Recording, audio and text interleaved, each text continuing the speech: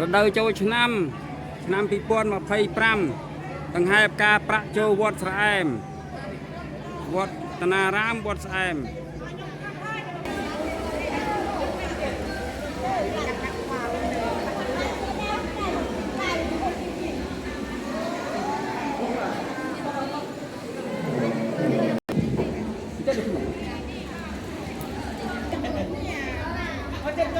ប៉ុណ្ណានេះផងបន្ទោលេងអស់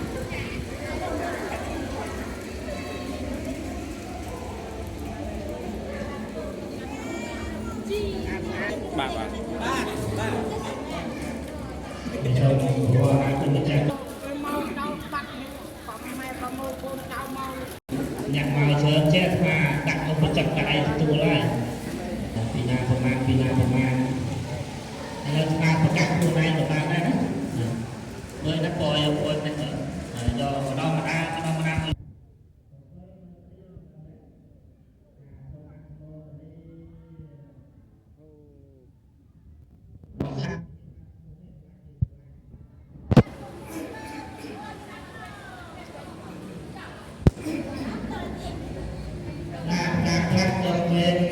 ទី6 3,500រៀលសូមអនុមោទនាស្រីយ៉ងហ៊ុនក្រមតែក្រុមគ្រួសារមានទឹកប្រាក់ចំនួន 144,400 រៀលសូមអនុមោទនា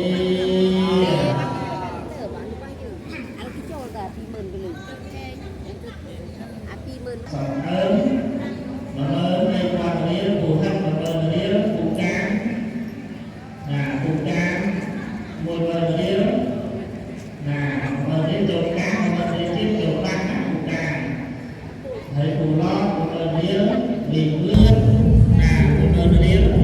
មីចាម100,000 រៀលពូខំ100,000 រៀលជួយបាក់100,000 រៀលមីរ៉េរៀលសូមអនុមោទនាសា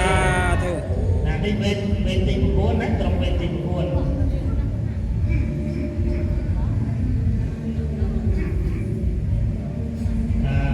ការខ្លះនេះគឺជាសទ្ធាជ្រះថ្លារបស់លោកស្រីឆាយពតវេទទី10មានលោកជាងបុត9,000 រៀលលោកស្រីសំអាងរ៉ាក់100,000 រៀលលោកស្រីកងសាលៀង100,000 រៀលញោមសារ៉េនចឹងណា100,000 រៀលលោក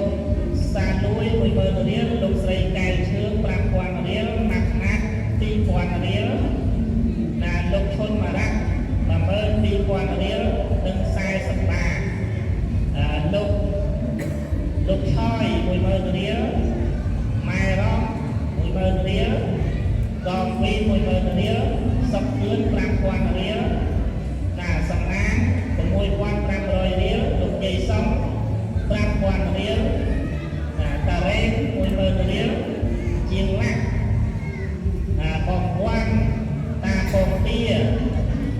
សរុបជាមួយគ្នា20,000 រៀល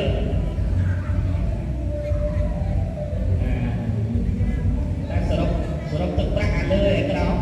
នេះក្រោមឯលើក្រោមគុណក្រោមចឹងសរុបទឹកប្រាក់បាន 15,400 រៀលសូមអនុមោទនា